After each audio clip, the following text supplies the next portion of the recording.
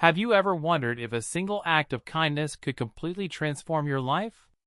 What if I told you that one man's selfless decision on a crowded flight would lead to a presidential helicopter landing in his backyard? If this incredible journey of compassion, sacrifice, and unexpected rewards touches your heart, please hit that like button and subscribe to see more stories that restore your faith in humanity. Jack Mercer adjusted his worn baseball cap as he settled into his first-class seat. The flight attendant had already offered him a pre-takeoff drink, which he politely declined. First class wasn't his usual style. The 42-year-old former Marine typically flew economy when he flew at all, but his daughter Lily had insisted on upgrading his ticket with her own savings. "You deserve something nice for once, Dad," she had said, pressing the printed boarding pass into his calloused hands. The seat felt almost uncomfortably luxurious. After 3 tours in Afghanistan and 5 years raising Lily alone following his wife's death, Jack had grown accustomed to discomfort. His small cabin in the Montana wilderness, 30 miles from the nearest town, was hardly what most would consider comfortable. But it was home, and it was theirs. Jack was returning from San Diego, where he'd attended a memorial service for one of his fallen brothers in arms. The ceremony had reopened old wounds, leaving him emotionally drained. All he wanted now was to get home to Lily, who was staying with his sister for the weekend. The boarding process continued around him. Jack watched passengers file past, some struggling with oversized carry-ons, others already looking exhausted before the 5-hour flight had even begun. And then he saw her. She moved slowly, carefully, her face partially obscured by a medical mask. But what caught Jack's attention were her hands, red, scarred, and clearly painful. Burn injuries. He recognized them immediately, having seen similar wounds on the battlefield. The woman's eyes, perhaps the only feature fully visible, reflected a profound weariness that Jack understood all too well. A flight attendant guided her toward a middle seat in economy, several rows behind first class. Jack watched as the woman winced when another passenger accidentally bumped her arm. Without thinking, he unbuckled his seatbelt and stood up. "Excuse me," he called to the flight attendant. "I'd like to switch seats with that lady." The attendant looked confused. "Sir, you're in first class." "I know," Jack said simply. "She needs it more than I do." Minutes later, Jack found himself squeezed into a middle seat in economy, his knees pressed against the seat in front. The woman, who had introduced herself as Dr. Eleanor Hayes, had initially refused his offer. "I couldn't possibly," she had protested. "I insist," Jack had replied. "I'm a former Marine. We're trained to be uncomfortable." That had earned him a smile. He could tell from the crinkles around her eyes, even with the mask covering her mouth. What Jack didn't know as the plane took off was that Dr. Hayes wasn't just any burn victim. She was one of the nation's leading burn trauma surgeons, returning from a medical conference where she'd been honored for her groundbreaking work. The burns on her hands and arms were fresh, sustained just 2 weeks earlier when she had rushed into a burning vehicle to save a trapped child after witnessing an accident on her way home from the hospital. And what neither of them knew was that another passenger, seated just a few rows behind Jack, was a senior military aide to the President of the United States. The flight passed uneventfully.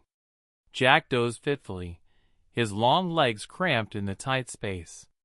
When they landed, he helped Dr. Hayes retrieve her luggage from the overhead bin, wished her well, and headed for his connecting flight. He thought nothing more of the encounter. It was simply what anyone would do, or at least, what anyone should do. The next morning, Jack was chopping wood behind his cabin. Lily was due home that afternoon, and he wanted to make sure they had enough firewood for the coming week. The spring air was crisp, and the surrounding pine forest was alive with birdsong. This was his sanctuary, far from the chaos and violence that had defined so much of his life. The distant sound of helicopter rotors initially didn't register as unusual.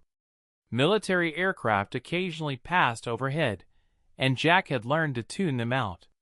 But this sound grew louder, more insistent, until it was impossible to ignore. Jack set down his axe and looked up just as a large, green helicopter with distinctive white markings appeared over the tree line. Marine One, the presidential helicopter. Jack stood frozen as the aircraft descended toward the small clearing near his cabin.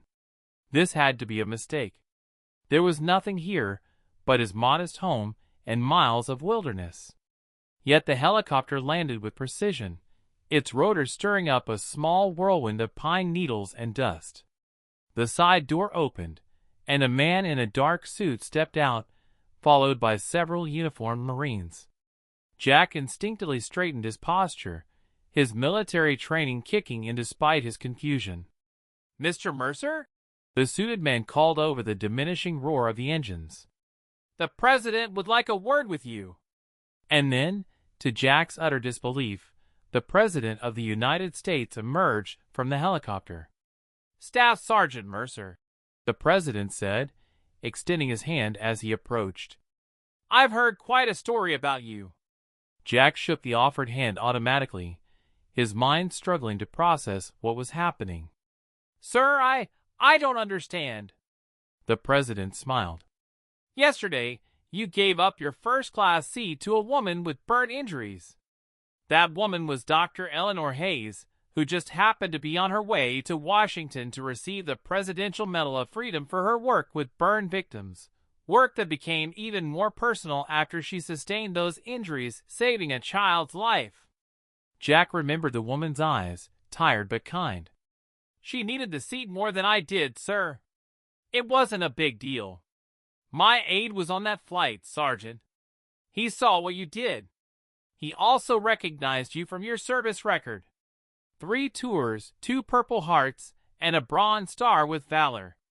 And now I hear you're raising your daughter alone after losing your wife to cancer." Jack shifted uncomfortably. He had never sought recognition for his service, and he certainly didn't want it for a simple act of courtesy. "Sir, with all due respect, I'm just a regular guy trying to do right by my daughter and live a quiet life." The President nodded thoughtfully. "And that's exactly why I'm here, Sergeant Mercer. People like you, who serve without expectation of reward, who sacrifice without seeking recognition, are the backbone of this nation. Dr. Hayes was deeply moved by your kindness. When my aide told me the story, I decided I needed to meet you myself." From behind the President, another figure emerged from the helicopter, Dr. Hayes herself, her hands still bandaged but her face now visible. She smiled warmly at Jack. "I tried to find you at the airport to thank you properly," she said, "but you disappeared so quickly." Before Jack could respond, the sound of a car engine drew everyone's attention. His sister's old station wagon was coming up the dirt road, bringing Lily home as planned. The 12-year-old girl's eyes widened to impossible proportions as she took in the scene: the presidential helicopter, the security detail, and her father standing in conversation with the President of the United States. "Dad?" she called, running toward him. "What's happening?" Jack caught his daughter in a hug. "Apparently, giving up my seat on the plane yesterday caused quite a stir." The President laughed. "Your father is being modest, young lady. He's a hero, in more ways than one." What followed was surreal. The President had brought not just words of thanks but tangible support. A full scholarship for Lily to any college of her choice when the time came. A job offer for Jack with the Veterans Affairs Office, where his experience could help other returning service members navigate civilian life, if he wanted it. And perhaps most meaningful to Jack, a promise to expedite long-delayed medical benefits for several members of his former unit who were still struggling with service-related injuries. As the afternoon progressed, Jack gave his unexpected guests a tour of his modest home. The President seemed genuinely interested in Jack's life, asking about his woodworking hobby and admiring the furniture Jack had crafted by hand. Dr. Hayes connected with Lily, who confided her dream of becoming a doctor herself someday. "Your dad's kindness meant more to me than just physical comfort," Dr. Hayes told Lily as they sat on the cabin's small porch. "I was feeling very low that day, questioning whether my work made any difference. The pain in my hands was a constant reminder of what I had lost, some dexterity that might never fully return. I was worried about my future as a surgeon. What will you do if you can't operate anymore?" Lily asked with the direct curiosity of youth. Dr. Hayes smiled. "That's exactly what I was asking myself. But your father's simple act reminded me that there are many ways to help people. Sometimes it's through surgery. Sometimes it's through giving up a comfortable seat. The important thing is to keep trying." As evening approached and preparations were made for the president's departure, Jack found himself standing alone with the commander-in-chief near the edge of the clearing. "You know, sir," Jack said quietly, "I appreciate all this, but it wasn't necessary. What I did wasn't special." The president considered this. "That's where you're wrong, Sergeant. In a world where people increasingly look out only for themselves, simple decency has become extraordinary. Your daughter is learning that from you every day." Jack glanced toward the cabin, where Lily was still deep in conversation with Dr. Hayes. "She's the reason I get up every morning. After losing her mother, after everything we've been through, I just want her to believe that good things can still happen in this world." "Well," the president said, following Jack's gaze, "I'd say she's seeing that today." As Marine One prepared for takeoff, Dr. Hayes approached Jack one last time. "I never properly introduced myself yesterday. I'm Eleanor." "Jack," he replied, shaking her unbandaged fingers gently. "I'll be returning to Montana next month for a medical conference in Missoula," she said. "Perhaps I could stop by? I'd like to hear more about your woodworking." Jack felt an unfamiliar warmth spread through his chest, something he hadn't experienced since before his wife's illness. "We'd like that," he said, including Lily with a glance. "We don't get many visitors out here." After the helicopter disappeared over the horizon and the extraordinary day came to an end, Jack and Lily sat on their porch swing, watching the sunset paint the Montana sky in brilliant oranges and purples. "Dad," Lily said, leaning against his shoulder. "That was the coolest thing ever." Jack chuckled. "Not our typical Sunday, that's for sure. No, I mean what you did. Giving up your seat. I saved for months to get you that first-class ticket, and you just gave it away." There was no accusation in her voice, only wonder. "Are you disappointed?" he asked. Lily shook her head emphatically. "No. I'm proud. Really proud." She paused, thinking. "Mom would be proud too." Jack's throat tightened. "You think so?" "I know so," Lily said with the certainty only a child could muster. "She always said you were the best man she ever knew. Today proved she was right." As darkness fell over their small cabin in the wilderness, Jack reflected on the strange turn his life had taken. One small decision, giving up comfort for someone who needed it more, had created ripples he could never have anticipated. Not all acts of kindness would bring presidential helicopters or life-changing opportunities, but they all mattered. They all contributed to the kind of world he wanted Lily to inherit. In the months that followed, Jack's life changed in ways both subtle and profound. He accepted the position with Veterans Affairs, working 3 days a week in Missoula while maintaining their home in the woods. Lily thrived with the stability and purpose the new arrangement brought to their lives. And Dr. Hayes, Eleanor, became a regular visitor, her hands healing slowly, but her spirit growing stronger with each passing day. 1 year to the day after Marine One landed at his cabin, Jack stood at the airport, waiting for Eleanor's flight to arrive. They had spoken daily for months, their initial friendship blossoming into something deeper, something neither had expected to find again.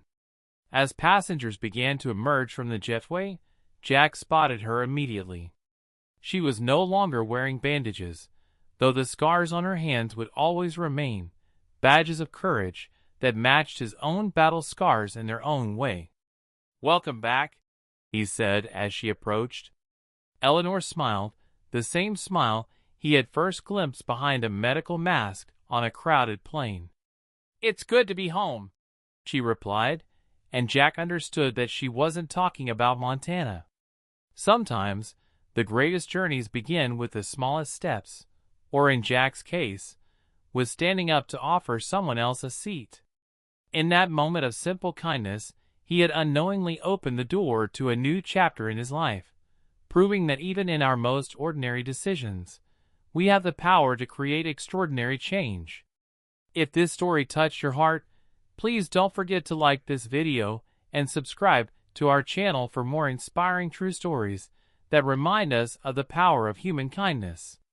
Remember, sometimes the smallest acts of compassion can lead to the most unexpected blessings.